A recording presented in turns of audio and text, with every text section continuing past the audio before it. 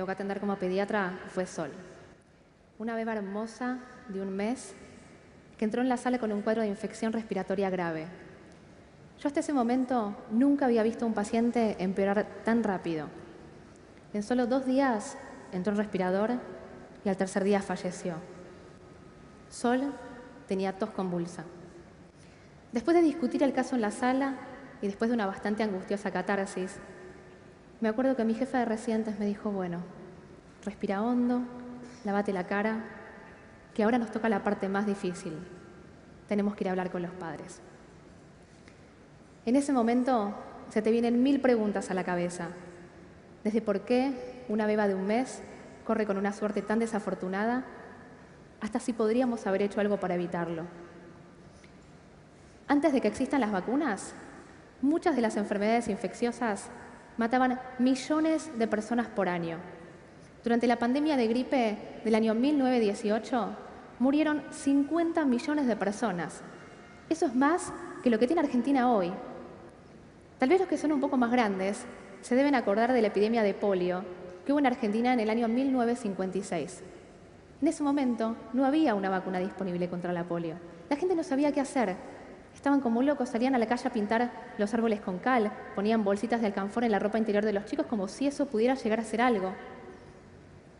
Durante la epidemia de polio murieron miles de personas y miles de personas quedaron con secuelas neurológicas importantísimas. Yo esto lo sé porque lo leí, porque gracias a las vacunas mi generación tuvo la suerte de no vivir una epidemia tan terrible como esa. Las vacunas son uno de los grandes éxitos de la salud pública del siglo XX. Después del agua potable, son la intervención que más ha logrado disminuir la mortalidad, incluso más que los antibióticos. Las vacunas lograron erradicar del planeta una enfermedad terrible como la viruela y lograron disminuir muchísimo la mortalidad por otras enfermedades como el sarampión, la tos convulsa, la polio y muchas más. Todas esas enfermedades están dentro del grupo de enfermedades que se llaman enfermedades prevenibles por vacunas. ¿Qué quiere decir esto? Que son potencialmente prevenibles, pero para hacerlo, algo hay que hacer, hay que vacunarse. Me imagino que la gran mayoría, si no todos, de los que estamos acá, hemos recibido alguna vez en nuestra vida una vacuna. Ahora, no estaría tan segura que muchos de nosotros sepamos cuáles son las vacunas o los refuerzos que tenemos que recibir después de la adolescencia. ¿Alguna vez se preguntaron a quién estamos protegiendo cuando nos vacunamos? ¿Qué quiere decir? ¿Hay algún efecto que va más allá que el que protegernos a nosotros mismos? Déjenme mostrarles algo. Imagínense por un momento que estamos en una ciudad que es completamente virgen de una determinada enfermedad, como por ejemplo el sarampión. ¿Qué quiere decir? En esta ciudad nunca nadie ha tenido contacto con la enfermedad, o sea que no tiene defensas naturales, ni ha sido vacunado contra el sarampión. Si un día aparece en esta ciudad una persona enferma con sarampión, la enfermedad no va a encontrar demasiada resistencia y se va a empezar a transmitir de persona a persona y en muy poco tiempo se va a diseminar por toda la comunidad. En un determinado tiempo va a haber una gran cantidad de la población enferma. Esto pasaba cuando no existían las vacunas. Ahora, imagínense el caso completamente contrario. Estamos en una ciudad donde más del 90% de la población tiene defensas contra el sarampión. Quiere decir que ha tenido la enfermedad y ha generado defensas naturales, sobrevivió, o ha recibido la vacuna contra el sarampión. Si un día aparece en esta ciudad una persona enferma con sarampión, la enfermedad va a encontrar mucho más resistencia y no se va a poder transmitir tanto de persona a persona. La diseminación probablemente quede contenida y no se genere un brote de sarampión. Ahora me gustaría que presten atención a algo. Las personas que están vacunadas no solo se están protegiendo a sí mismas, sino que al bloquear la diseminación de la enfermedad dentro de la comunidad, están indirectamente protegiendo a personas de esta comunidad que no están vacunadas. Crean como una especie de escudo protector que al hacer que no entren en contacto con la enfermedad, estas personas queden protegidas. Este efecto indirecto de protección de las personas no vacunadas en una comunidad por el solo hecho de estar rodeadas de personas vacunadas se llama inmunidad colectiva. Muchas personas en la comunidad dependen casi exclusivamente de esta inmunidad colectiva para protegerse de las enfermedades. Estas personas no son hipotéticos en una animación. Esas personas son nuestros sobrinos, nuestros hijos, que tal vez son muy chiquititos como para haber recibido sus primeras vacunas. Son nuestros padres, nuestros hermanos, nuestros conocidos, que tal vez tienen alguna enfermedad o están recibiendo alguna medicación que les disminuye las defensas. También son aquellas personas que son alérgicas a alguna determinada vacuna. Incluso podemos ser cada uno de nosotros, si sí nos vacunamos, pero en nosotros la vacuna no generó el efecto esperado, porque no todas las vacunas son siempre 100% efectivas. Todas estas personas dependen casi exclusivamente de la inmunidad colectiva para protegerse de las enfermedades.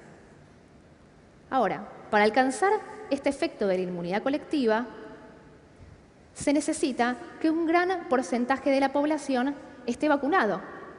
Este porcentaje se llama umbral. Este umbral depende de muchas variables. Depende de las características del germen, de las características de la respuesta inmune que genera la vacuna. Pero todas tienen algo en común, que si el porcentaje de la población en una comunidad está vacunado, es por debajo de este número umbral, la enfermedad se puede empezar a diseminar más libremente y se puede generar un brote de esa enfermedad en la comunidad. Incluso enfermedades que hasta ese momento estaban controladas pueden volver a aparecer. Esto no es solo una teoría, esto pasó y pasa. En el año 98, un investigador británico publicó un artículo en una de las revistas más importantes de medicina que decía que la vacuna triple viral, que es la que se da para sarampión, paperas y rubiola, se asociaba al autismo. Esto generó un impacto inmediato. La gente empezó a dejar de vacunarse, empezó a dejar de vacunar a sus hijos. ¿Y qué pasó? El número de gente vacunada en muchas comunidades del mundo bajó por debajo de este umbral. Y hubo brotes de sarampión en muchas ciudades en el mundo, en Estados Unidos, en Europa. Mucha gente se enfermó y gente se murió de sarampión. Ahora, ¿qué pasó? Este artículo también generó un revuelo enorme dentro de la comunidad médica. Decenas de investigadores se pusieron a evaluar si esto realmente era cierto. No solo que ninguno pudo encontrar una asociación causal entre la vacuna triple viral y el autismo a nivel poblacional, sino que se encontró que el artículo tenía cosas incorrectas.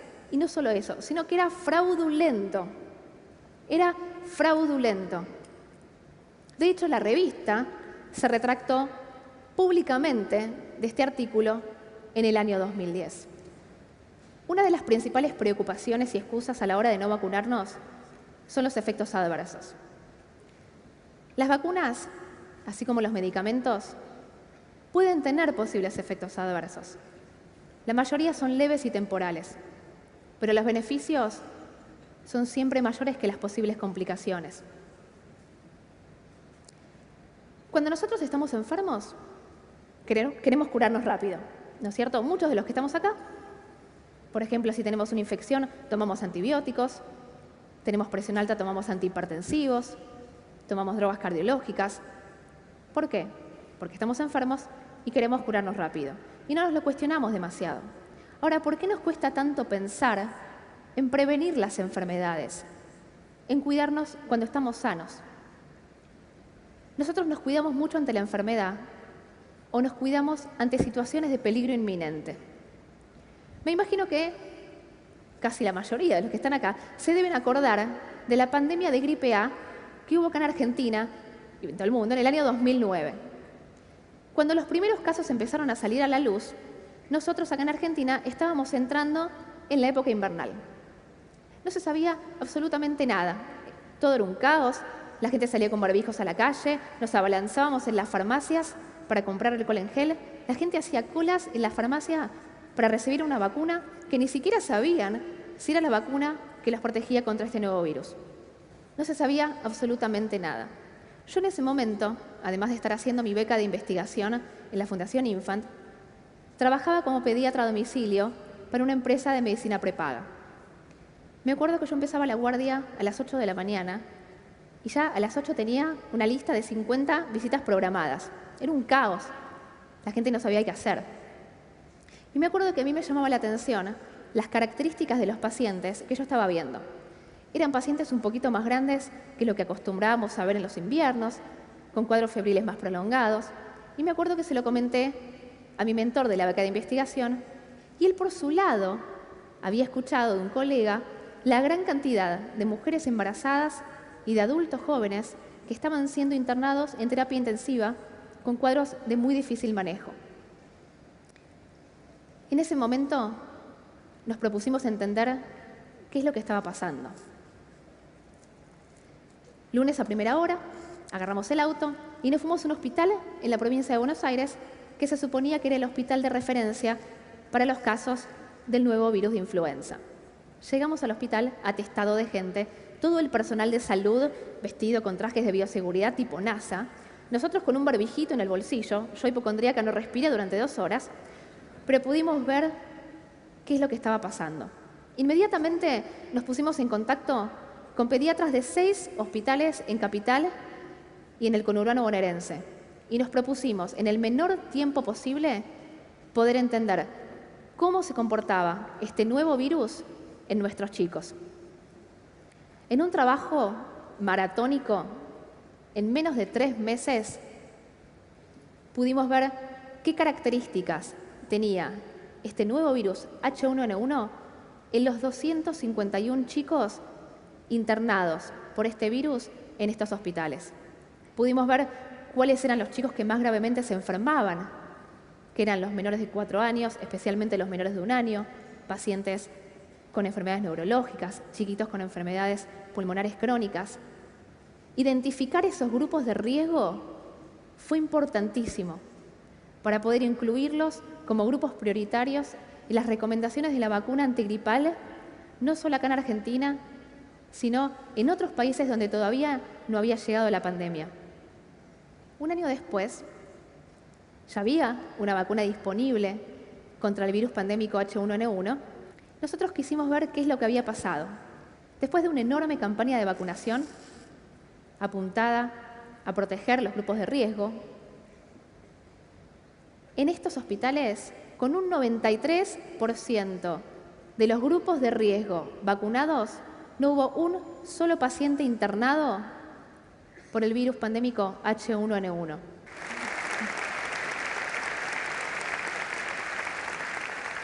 Año 2009, 251. Año 2010, 0. Vacunarse es un acto de responsabilidad individual, pero que tiene un enorme impacto colectivo.